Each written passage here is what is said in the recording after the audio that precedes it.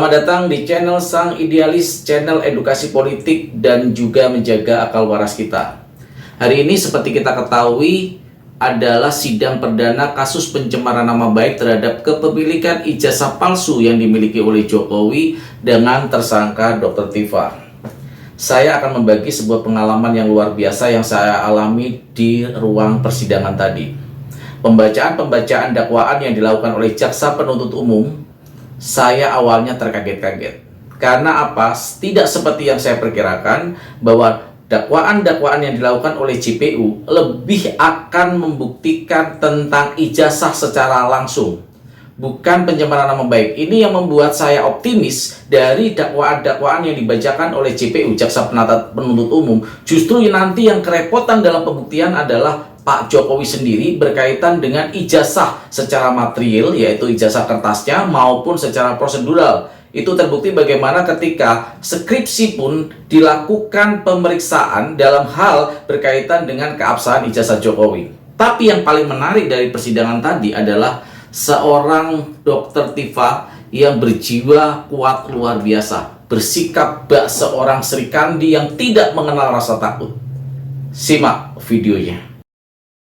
Ancaman di bawah 5 tahun, ya, saudara bisa melakukan atau mengupayakan perdamaian dengan korban, gitu ya. Silahkan konsultasikan ke penasihat hukum advokatnya, ya, silakan.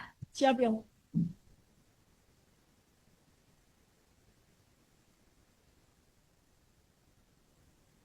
izin yang mulia. Pertama, saya tidak akan melakukan restoratif justice. Ya, Kedua, saya akan melakukan perlawanan. siap. Ketiga, saya tidak akan menerima plea bargain. Ya, gitu ya. Siap. Jadi akan mengajukan perlawanan, begitu ya. Dari video tadi kita bisa melihat bagaimana luar biasanya mentalitas yang dimiliki oleh Dr. Tifa. Begitu tenang dia ketika ditawari untuk perdamaian dengan pihak korban yang dikatakan dalam KUHP pasal 204, yang dimana ada kesempatan untuk melakukan perdamaian karena ancaman hukumannya di bawah 5 tahun. Dr. Tifa menjawab dengan luar biasa seperti di video tadi. Dr. Tifa dengan tenang mengatakan, saya tidak akan pernah melakukan restoratif justice, dan yang kedua, saya tetap akan melakukan perlawanan. Jiwa yang sangat luar biasa. Jujur, saya di dalam ruangan tadi tersentak hati saya, ikut bergetar hati saya. Luar biasanya seorang wanita, Dr. Tifa ini, Mbak Sri Kandi, yang seperti saya katakan tadi, tanpa pernah mengenal rasa takut.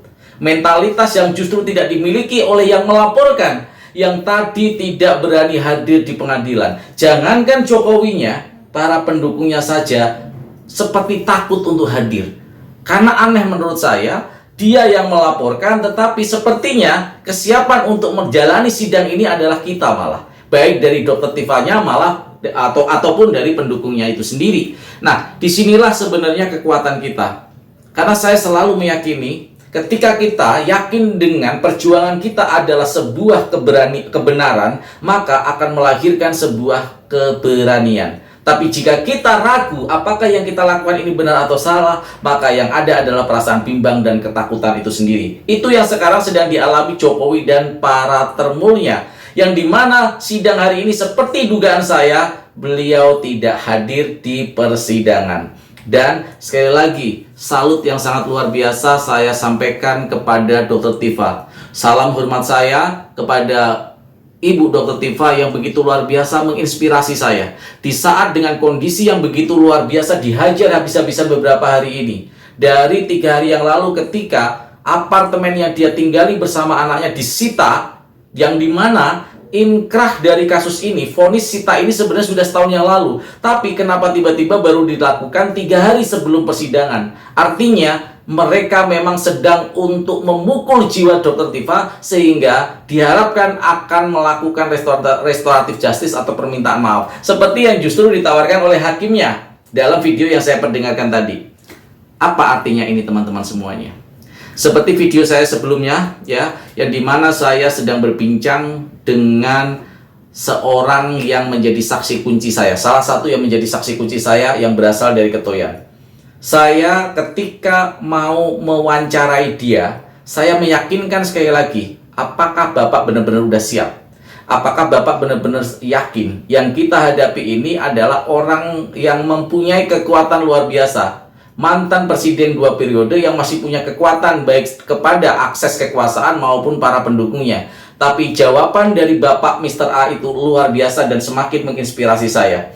Saya bahagia berada di dalam lingkaran orang-orang yang benar-benar teguh dalam memperjuangkan kebenaran, mempunyai integritas, mempunyai konsistensi yang sangat luar biasa di sini. Inilah yang menginspirasi kita. Malu rasanya kalau kita hanya berpangku tangan. Malu rasanya kalau kita hanya berkeluh kesah melihat bagaimana perjuangan yang mereka lakukan. Disinilah bagaimana pertanggungjawaban kita secara moral. Tidak ada perjuangan yang sia-sia. Baik kalian secara typing, baik kalian membuat konten, baik kalian komentar menanggapi para termul untuk supaya komentar-komentar penuh kebohongan itu bisa terbantahkan oleh kalian. Artinya, typingan kalian, komentar kalian, baik di live maupun di konten-konten adalah bagian terpenting dari perjuangan ini. Jangan pernah merasa apa yang kalian lakukan itu kecil. Tidak ada bagian terkecil dalam perjuangan ini. Bahkan yang kalian lakukan bisa mempunyai dampak besar dalam membentuk opini publik. Jadi, mari terus kita berjuang. Kita bersama-sama. Tidak ada sesuatu yang berat jika kita senasib dan sepenanggungan. Tidak ada yang tidak mungkin jika kita terus berusaha untuk bersatu padu. Karena apa yang saya yakini bahwa kasus ini jelas secara material pembuktian kita akan memenangkan itu. Tinggal bagaimana mengawal supaya hakim ini bersikap dengan objektif. Kenapa saya begitu yakin? Saya ini adalah pelaku langsung. Saya adalah orang yang melakukan investigasi, yang dimana saya tahu sekali kalau Jokowi melakukan kebohongan seperti yang dia katakan, mengakukan KKN di Ketoyan tetapi tidak bisa membuktikan peristiwa KKN itu, maka sangat tidak mungkin dia akan lulus sebagai sarjana di UGM. Itu sangat tidak mungkin. Kenapa? Karena dari tahun 79-80 mata kuliah wajib KKN termasuk mata kuliah wajib yang bagaimana mahasiswanya harus melakukan itu sebelum lulus dia. Nah, inilah yang sebenarnya menjadi ketakutan dari pihak Jokowi. Karena yang nanti akan ditanyakan oleh kuasa hukum Dr. Tifa itu bukan hanya selembar kertasnya. Kertas bisa dimanipulasi, tetapi prosedural dia mendapatkan ijazah ini yang paling ditakuti. Inilah yang harus kita kawal. Inilah yang harus kita lakukan terus-menerus untuk supaya apa yang kita perjuangkan ini akhirnya dapat kita menangkan. Secara material pembuktian, kita sangat yakin bahwa kita akan menang. Tetapi ingat bahwa kemenangan dalam persidangan bukan hanya ditentukan oleh pembuktian-pembuktian yang kuat, tetapi ada faktor X, yang dimana faktor X ini kadang-kadang terpengaruh oleh akses kekuasaan. Jadi, mari kita imbangkan dari akses kekuasaan ini dengan cara kita ikut mengawal kasus ini. Kita viralkan kasus ini. Dan setiap sidang hadirlah di persidangan itu seperti yang kita lakukan tadi untuk memberikan pressure supaya majelis hakim tidak macam-macam dalam memutuskan kasus ini. Jangan terpengaruh oleh tindakan-tindakan intervensi oleh pihak-pihak tertentu yang menginginkan kasus ini tidak berjalan dengan baik. Karena seperti yang saya katakan, apa yang dilakukan oleh Dr. Tifa dengan sikap yang luar biasa, menjaga integritasnya di saat-saat terakhir, bahkan di ruang sidang dia ditawari untuk melakukan restoratif justice atau permintaan maaf perdamaian, dia menolak mentah-mentah dengan tegas dan yakin dia mengatakan saya akan melawan. Itu adalah inspirasi terbaik hari ini yang saya rasakan, yang saya dapatkan. Jiwa saya bergetar luar biasa di dalam ruangan sidang ketika Dr. Tifa menyuarakan hal tersebut dari kursi tersangkanya. Ini keren, ini luar biasa.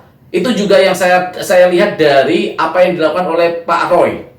Ingat tadi saya dari Pengadilan Negeri Jakarta Timur, saya langsung bablas ke Pengadilan Negeri Jakarta Selatan. Memang capek, tapi itu adalah sebuah perjuangan. Dan di mana dalam persidangan itu juga betapa luar biasanya Pak Roy. Dia teguh memperjuangkan bahwa apa yang dilakukan oleh pihak kepolisian dalam penangkapan ini non-prosedural atau kesalahan prosedur. Dan itu terbukti bagaimana saksi ahli juga mengatakan bahwa terjadi kesalahan formil dalam tindakan penangkapan yang dilakukan oleh pihak kepolisian. Jadi teman-teman semuanya, yuk terus kita kawal kasus ini sebagai bentuk dukungan kita kepada mereka berdua supaya kebenaran ini akhirnya terungkap. Salam perjuangan.